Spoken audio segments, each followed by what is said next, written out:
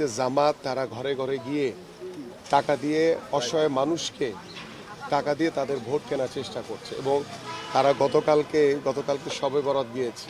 তার আগের দিন রাতে তারা প্রত্যেকটি ঘরে ঘরে গিয়ে পোলাওর চাল মুরগি এগুলি গিয়ে ঘরে ঘরে দেওয়ার চেষ্টা করেছে। যখন সাধারণ মানুষের চোখে পড়েছে তখন তারা দৌড়ে পালিয়ে চলে গেছে।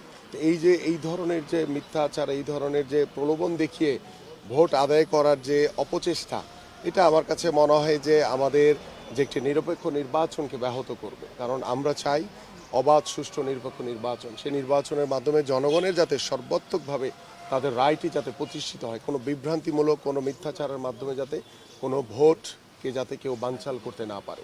আমরা চাই, ইতিমধ্যে আমরা রিটার্নিং কর্মকর্তা এবং আমাদের যে নির্বাচন কমিশন তাদেরকে বিষয়গুলো অবগত করা হয়েছে এবং আমাদের কেন্দ্রীয় দপ্তরেও কিছু বিষয় অবগত করা হয়েছে, যেটা আনুষ্ঠানিকভাবে নির্বাচন কমিশনের সাথে আমাদের যারা নেতৃবৃন্দ রয়েছেন তারা কথা বলছে।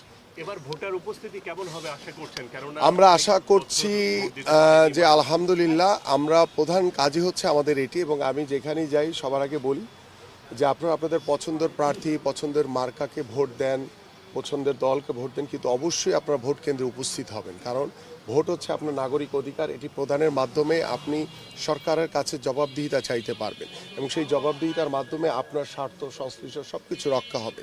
সো আমি সকলের কাছে আপনাদের মাধ্যমে জানাতে চাই যে দীর্ঘ 15 বছর আপনারা ভোট দিতে পারেন নাই। আল্লাহ বাঁচায় রাখলে ইনশাআল্লাহ 12ই ফেব্রুয়ারি সকাল সকাল উঠে ঘুম থেকে আপনারা সবাই ভোট কেন্দ্রে যাবেন এবং আপনার নাগরিক অধিকারটি প্রদান করবেন ইনশাআল্লাহ। Thank you.